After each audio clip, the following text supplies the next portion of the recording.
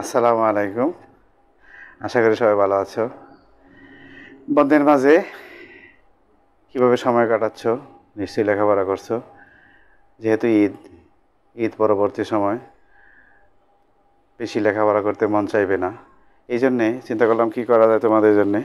এই জন্যে তোমাদের জন্যে আমি দশম শ্রেণীর সাধারণ গণিত এমসিকিউ টাইপের প্রশ্ন, আমাদের এমসিকিউ আরও 3টা ক্লাস ছিল, আজকে 4 নম্বর ক্লাস। বুঝতে পারছো?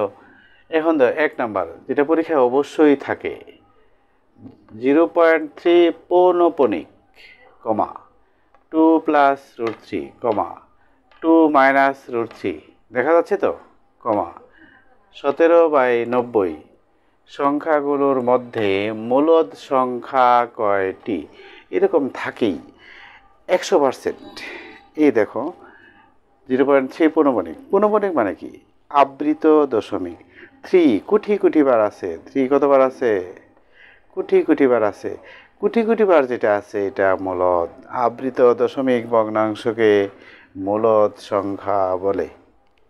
এরপরে দেখো 17/90, 17-রে 90 ভাগ করলে ক্যালকুলেটর হবে 0.1888 কোটি কোটি বার আছে। তাইলে 8 তো আবৃত, তাইলে হবে 0.18 পৌনপণিক, তার মানে এটাও মূলদ। আবৃত দশমিক ভগ্নাংশ হলেই মূলদ। এখন দেখো 2 প্লাস রুট 3, ক্যালকুলেটর যে মারো ফলাইব এরকম। এই দশমিকের পরে দেখো মিল নাই।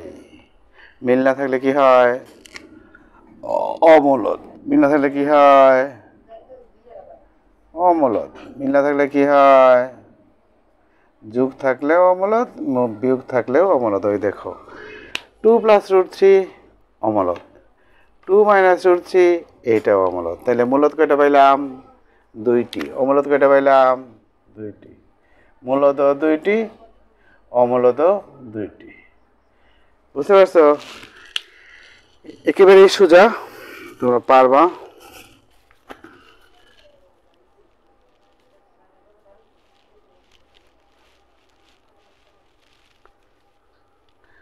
পারবা, অবশ্যই পারবা।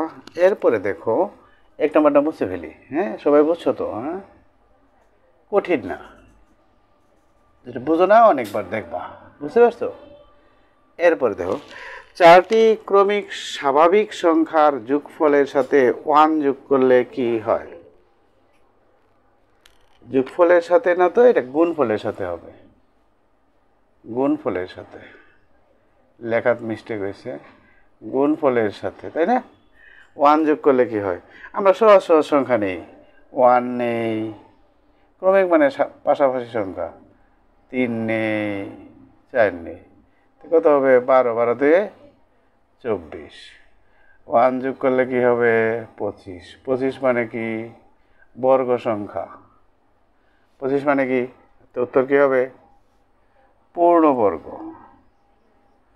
এটা আরো ক খ গ আছে, আমি লিখি না, এক জায়গার হবে। পূর্ণবর্গ সংখ্যা কি হবে? পূর্ণবর্গ সংখ্যা। খুব সহজ, আশা করি পারবা। বৃত্তের পরিধি ও ব্যাসের অনুপাত কোন ধরনের সংখ্যা? আমরা দেখি করে। বৃত্তের পরিধি, এটা আমরা হয়ে গেল মুছে ফেলি, তাই না? এটা হয়ে যায় মুছে ফেলবো, তুমি দেখতে পারো পরে। ভিডিও বারবার দেখলে পাইবা এগুলি। আমি জায়গা মুছে ফেলি, তাহলে করতে সহজ হবে, তাই না? বৃত্তের পরিধি ও ব্যাসের অনুপাত, আমরা দেখি বৃত্তের পরিধিটা কি। বৃত্তের পরিধি আর ব্যাস, এই যে গোলাকার রেখা, এটা যদি 22 ভাগ হয়, তাহলে ব্যাস হবে 7 ভাগ। এটা মনে রাখবা। এটাকে আমরা পাই বলি।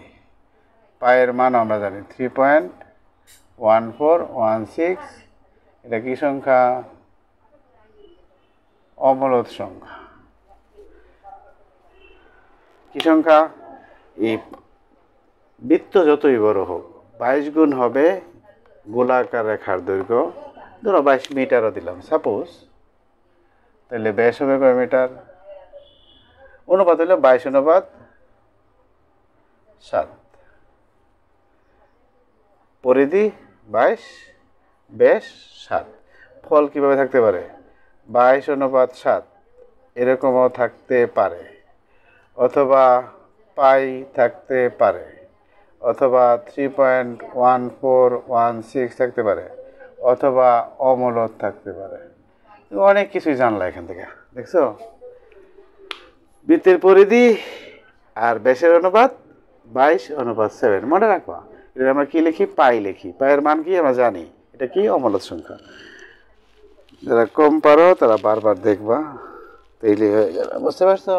এটা মুছে ফেলি, সবাই বুঝছো তো না? আমার ভিডিও লম্বা হয়ে যায়, এটা অনেক বোঝায় করা লাগে, তো না বোঝায় এত পরে লাভ নাই। শুধু শুধু সময় নষ্ট করতেছি যখন, তোমারও সময় নষ্ট হবে, আমারও সময় নষ্ট হবে, কাজেই যদি লাগে না, তো পইরা লাভ কি? 4 নম্বর, নিচের কোন জোড়া সহমৌলিক? এই জিনিসটা তোমরা জানো না। কোন জোড়া সহমৌলিক এইটা তোমরা জানো না, একেবারেই জানো না। সহমৌলিক জিনিসটা কি? দুটি সংখ্যার ভিতরে আমি লিখে দিই, দুটি সংখ্যার মধ্যে যদি 1 ব্যতীত অন্য কোনো সংখ্যা দ্বারা ভাগ করা যায় না। 1 দ্বারা তো সবসময় ভাগ করা যায়, অন্য কোনো সংখ্যা দ্বারা ভাগ করা যায় না, তো এগুলি হলো সহমৌলিক। এগুলি কি বলে? সহমৌলিক বলে। একেবারে সহজ। আমরা দেখি, এগুলি দেখে নিই আমরা। দুটি সংখ্যার মধ্যে গুণনীয়ক, এটাকে বলতে পারো, গুণনীয়কও বলতে পারো। গুণনীয়ক যদি 1 ছাড়া অন্য কোনো থাকে না, গুণনীয়কও তো বলা যায়, বা আরও বলতে পারো উৎপাদক। উৎপাদক মানে কি? ভাগ করা যায় এমন সংখ্যা। গুণনীয়ক, দুটি সংখ্যার মধ্যে যদি 1 গুণনীয়ক থাকে শুধু, তাইলে সহমৌলিক। দুটি সংখ্যার মধ্যে যদি 1 দ্বারা শুধু ভাগ করা যায়, মানে ভাগ করা যায় মানে উৎপাদক। বুঝতে পারছো? সহমৌলিক। তাই দেখো, 6 এবং 15কে এটা 3 দিয়ে ভাগ করা যায়, এটা 3 দিয়ে ভাগ করা যায়। 1 দিয়ে তো যাবেই, 1 দিয়ে পৃথিবীর সব সংখ্যারই ভাগ করা যায়। এটা 3 দিয়ে ভাগ করা যায়, 3 দিয়ে ভাগ করা যায়, অতএব এটা সহমৌলিক জোড় না। গেল। এরপরে 6 আর 24, 6 আর 27, না রে? দেখো, 6 আর 27, 6 3 দিয়ে ভাগ করা যায়, 3 দিয়ে ভাগ করা যায়, তার মানে এটাও সহমৌলিক না। 4 আর 6, 4 দিয়ে ভাগ করা যায়, 4 দিয়ে ভাগ করা যায়, 2 দিয়ে ভাগ করা যায়, 2 দিয়ে ভাগ করা যায়। বুঝতে পারছো? তাহলে এটা সহমৌলিক না। সহমৌলিক কোনটা হবে? এই দেখো, 1 ছাড়া অন্য কোনো সংখ্যা দ্বারা ভাগ করা যায় না, তাহলে উত্তর হবে কোনটা? খুব সহজ, দেখছো? তোমরা পারবা। এগুলি তো মারপেট থেকেও শিখে আসে না, দেখে দেখে শিখবো। সহমৌলিক কী পাইলাম তাহলে? দুটি সংখ্যার মধ্যে যদি 1 ছাড়া অন্য কোনো সংখ্যা দ্বারা ভাগ করা যায় না, তাইলে সহমৌলিক হবে। বুঝতে পারছো? গুণনীয়ক, 1-এর গুণনীয়কও বলতে পারবা, 1-এর উৎপাদকও বলতে পারবা। যা দ্বারা ভাগ করা যায় তাকে উৎপাদক বলে বা গুণনীয়ক বলে। বুঝতে পারছো? তোমরা তথ্য জানো না, যে এই জন্য কষ্ট হয়। তোমরা তথ্য জানতে হবে, বুঝছো না? তথ্য না জানলে তুমি কিভাবে কি করবা? আমরা মুছে ফেলি, আস্তে আস্তে করতে থাকি, ভিডিওগুলি লম্বা হয় আর কি, কিছু করার নাই তো। না বোঝায় যদি পড়ায়, তো তুমি তো লাভ নাই তো, শুধু শুধু দেখে তো কোনো ফায়দা হবে না, তাই না? আমরা একটু কষ্ট করে যখন করতেছি, সময় নষ্ট করতেছি, কাজে লাগবে। এতকে এত দ্বারা ভাগ করলে ভাগফল কত হবে? এটা মজার একটা প্রশ্ন, তাই না? দেখো, 0.5 পূর্ণপণিক ভাগ 0.4 পূর্ণপণিক। মজার পড়া, ক্যালকুলেটর করা যায়, এমনি করে দিই। একটা পূর্ণপণিক থাকলে একটা নয়, উপরে যা আছে তাই। একটা পূর্ণপণিক থাকলে একটা নয়, উপরে যা আছে তাই। দেখো, খুব সহজ। গুণ দিলে 9 যাইব কোথায়? উপরে। 4 কোথায়? এই দেখো, 9 কাটা যায়, তো 5/4। ভাগফল কত হবে? 5-এর আমরা ক্যালকুলেটর ভাগ করি না, হ্যাঁ? আচ্ছা, ক্যালকুলেটর হাতের কাছে নাই, আমি এমনি করি। 4 একে 4, দশমিক দিবা, শূন্য দিবা, এবারে 2 4-এ 8 দিবা, 2 দিবা 4 5 20, তাহলে এই যে সংখ্যা 1.25 ভাগ করলে ভাগফল কত হবে 1.25, ভাগফল কত হবে 1.25। সহজই তো, ক্যালকুলেটরে করলে হবে। তুমি যদি ক্যালকুলেটরে লেখো তাইলে কেমনে লিখবা, এটা তো বোঝার দরকার আছে না। তাইলে কেমনে লিখবে আমি বলে দিই। আপনি তো মনে আছে তো 5 অনেকবার লিখবা, কতবার লিখবা অনেকবার লিখবা, ডট ডট ভাগ 4 কতবার লিখবা অনেকবার লিখবা, তাই না? অনেকবার লিখবা, ভাগ করলে এরকম হবে 2 4 4 এরকম হবে। তাহলে ফলটা কত হবে, এটার কাছাকাছি হবে না, এরকম হবে। পারবা তো, সহজ। 5টা শেষ হইলো, তাই না? আমি তো ডাবল বলা লাগে না, কারণ তোমরা তো পরে ডাবল শুনতেই পারবা। এরপরে দেখো, এটা একটা কঠিন জিনিস, এটা সৃজনশীলও থাকে। এটা 2 এর নাম্বার। আসলে জেড দ্বারা কি বোঝায়? জেড পূর্ণ সংখ্যা, মনে রাখবা। জেড দ্বারা বোঝায় -4 -3 -2 -1 0 1 2 3 4, এদিকেও আছে এদিকেও আছে। জেড দ্বারা বোঝায় পূর্ণ সংখ্যা, মানে 0 আছে, ধনাত্মক মান আছে, ঋণাত্মক মান আছে।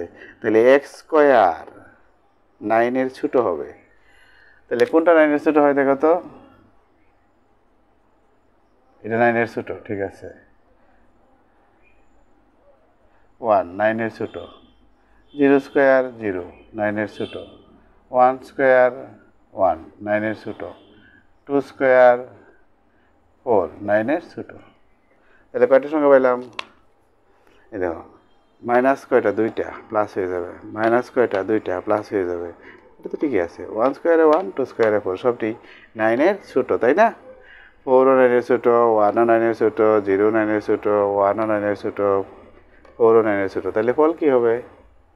উপাদান কয়টি হইল তাইলে? -2 -1 0 1 2। কয়টা হয়েছে উপাদান, করে দেখো তো? 5টি, তাই না? 1টা 2টা 3টা 4টা 5টা। কয়টা উপাদান হয়েছে? 5টা। পারবা এগুলি, আমরা আস্তে আস্তে আগাই। বুঝতে পারছো সবাই? উপাদান কয়টি হবে? 5টি হবে। এটা কিন্তু সৃজনশীলে, গণিত পরীক্ষার সৃজনশীলে উদ্দীপক হিসাবে এটা থাকে। খুব মনোযোগ দিয়ে বুঝো। এটা শুধু নৈবেদ্যিক হিসাবেই থাকে এমন না। আমরা এই তো 5টা করে ফেললাম, আচ্ছা বেশি করবো না, সর্বোচ্চ 15টা। এরপরে 7 নম্বর 6 নম্বর গেল না, 7 নম্বর। এই দেখো কইছে কি, পিবি এর উপাদান সংখ্যা যদি 1/2 পাওয়ার -2n হয়, তাহলে উপাদান কয়টি? আমরা জানি তো, এটা সূত্র জানি তো আমরা। এখানে উপাদান কয়টি? nটি। এটা উপাদান না? তাহলে দেখো একেবারে সোজা, সূচকের নিয়ম অনুসারে কি হবে? উপাদান কয়টি হবে? 2nt। খুব সহজ, দেখছো? এটা উপাদান না? মাইনাস পাওয়ার উপরে গেলে কি হয়? প্লাস হয়ে যায়। মাইনাস পাওয়ার উপরে গেলে কি হয়? সূচকের নিয়ম অনুসারে, ওই সূত্র অনুসারে, এই যে 1/a - 2 হইলে কত হবে? a square. ও সূত্র না? উপাদান কয়টি? 2nt। সহজই তো, কঠিন না। তোমরা খালি বুঝতে হবে, না বুঝলে হবে না। এটা একটু বড় অঙ্ক, এটা থাকেই, এটা সৃজনশীলও থাকে। লেখা লেখা তুমি বুঝতে না এলে, এটা এখানে লেখি আগে। এটা ক্রমজোর বলে। কি বলে? এটা কি বলে? ক্রমজোর বলে। ক্রমজোরগুলি অবশ্যই প্রথম বন্ধনীতে হয়। ক্রমজোরগুলি অবশ্যই কি হয়? তাইলে দেখো, আমরা এরকম লেখা জানি তো। এই যে দেখো, x, y সমান কত? 2, 3। তার মানে কি? x এর মান 2, y এর মান 3। তার মানে এটার মান কত? 4। এটার মান কত? এটা, তাই না? লিখে ফেলি a + b সমান কত? 4। a - b সমান কত? 2। দিতে হয়ে গেল। 2a সমান কত? 6। a সমান কত? 3। a সমান 3 হইলে b সমান কত হবে? 1। 3 আর 1 এ 4 হতো 3 1 এ 4 এর মানে এটা বির মানে এটা তো হয়ে গেল এর মানে হলো 3 বির মানে হলো 1 সহজ তো দেখতে কঠিন মনে হয় আর কি আসলে সহজ তাই না এই তো হয়ে গেল আমাদের এরপরে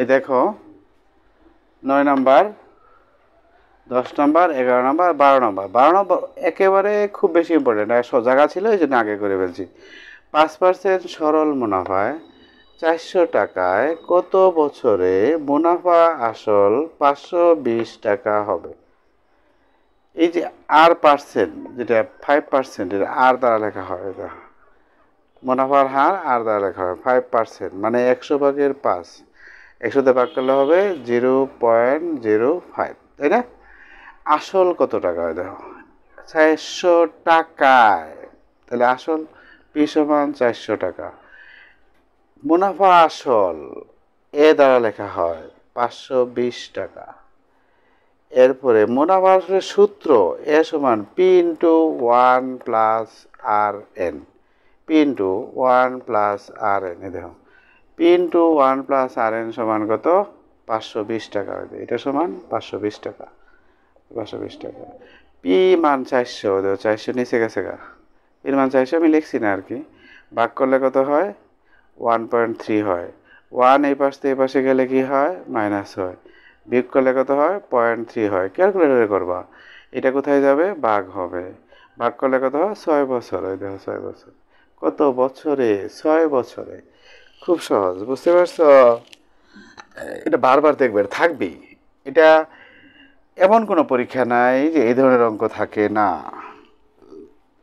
এই জন্য আগে করে ফেললাম 12 নম্বরটাই জন্য আগে করে ফেললাম জায়গা থাকে না তো এটি করা যায় না বুঝতে পারছো জায়গা থাকে না তো এখন 11 নম্বর এটারও জায়গা বেশি লাগে এটাও করে দেই এ দেখো ভগ্নাংশের কাজ করবা কি করবা যদি মানে না করাত লাগো এইটা পারবা এটা পারতা না এইটাও পারতা না পি স্কোয়ার প্লাস 1 সমান 2 ভগ্নাংশের কাজ তাই না এরপরে পি স্কোয়ার প্লাস 1 সমান কত 2p তাই না এখন দেখো P square minus 2p plus 1 সমান কত 0 পি মাইনাস 1 সূত্রটা নেই এটা A square minus 2ab plus B square সমান A minus B whole square equal to 0 P minus 1 সমান 0 পি সমান 1 এইভাবে এটা মনে রাখতে হবে এই অঙ্কটা এইভাবে পির মান কত 1 তো পির মান 1 পাও পাওয়ার যাই থাক 1ই হবে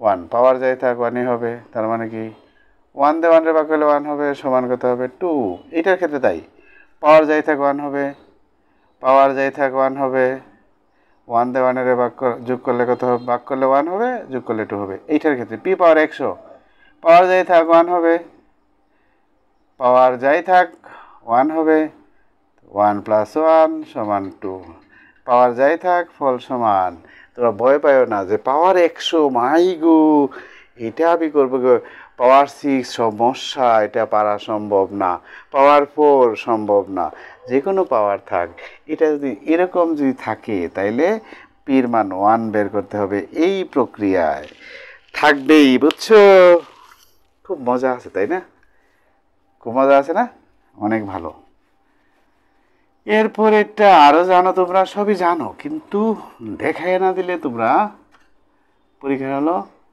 কনফিউজড হয়ে যাবে যে এটা কেমনে করব তাই না আমি তো সহজগুলি করে দিই না আমি কঠিন x থেকে 2 বিয়োগ করলে √3 হয় তাই না x থেকে 2 বিয়োগ করলে √3 হয় বুঝছো তো তাই x সমান কত হবে 2 প্লাস √3 চাইছে কি তো 1/x কত হবে এটা জানোই তোমরা প্লাস থাকলে মাইনাস হয় কত অঙ্ক করছো জীবনে যেমন এরকম ছিল না x সমান √3 প্লাস √2 কাজ করে আমরা কি পাই কাজ করার পরে আমি কাজ অবজেক্টিভ তো কাজ করে দেব না এটা কাজ করে আমরা এটা পাই না সবাই জানো তাই এটা কাজ করে তো এটাই হবে খুব সহজ এই টেকনিক্যাল ব্যাপার অবজেক্টিভটা হলো টেকনিক্যাল ব্যাপার টেকনিক্যালি করে দিলাম বুঝতে পারছো এর পরেরটা গত ভিডিওতে আছে শর্ট ভিডিওতে আছে তারপরে আমি তোমাদের জন্য করে দেই, ভগ্নাংশের কাজ করবা। মান হবে 3। কত হবে? 3 হবে। কিভাবে হবে দেখো, ভগ্নাংশের কাজ করলে কত হবে? 6x² প্লাস 1 সমান কত? 2। এখন দেখো 6x² প্লাস 1 সমান কত? 6x। এখানে কত আছে? 3। 2 দিয়ে ভাগ করতে হবে। কি দিয়ে ভাগ করতে হবে? এখানে রাখবো কি? 3। বুঝো না বোধ, তাই না? 6x এর বাংলায় কত হয়? 3 ইন্টু 2x। 2xটা আমি এখান থেকে এখানে নিয়ে আসলাম, বুঝতে পারছো? এটা ভাগ করলে কত হয়? 3x। 1 এর 2x দিয়ে ভাগ করলে কত হয়? 2x ইকুয়ালটা কত হইল? 3। ওই দেখো কত সুন্দর, দেখছো? এইভাবে ছাড়া যদি তুমি মান নির্ণয়ের মতো করা শুরু করো যে আমি অঙ্কটা বের করব, পৃথিবীতে সম্ভব না। এই যে প্রত্যেকটা অঙ্ক এখানে কঠিন কঠিন দিছি।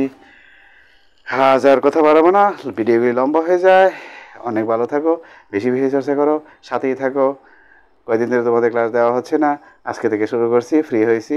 এদিন ব্যস্ত ছিলাম, এই জন্য দেওয়া হয়নি। সবাই ভালো থাকো, নামাজ পড়বা, নিজের জন্য দোয়া করবা, ছাত্রদের জন্য দোয়া করবা, বাবা মার জন্য দোয়া করবা, যারা যে পৃথিবীতে জীবিত নাই তাদের জন্য দোয়া করবা। আল্লাহ হাফেজ।